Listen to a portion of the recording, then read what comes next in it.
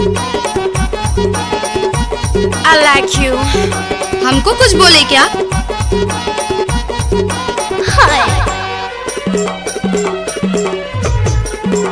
DJ Santosh Kumar Nawatola गौड़ा वाले।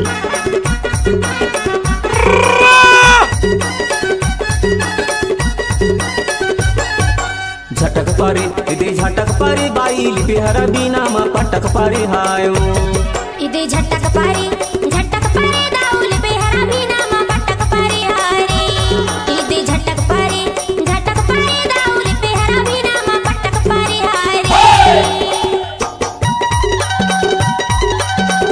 नाचे नी ये जानूड़ी। अरे ढोल बजा रे।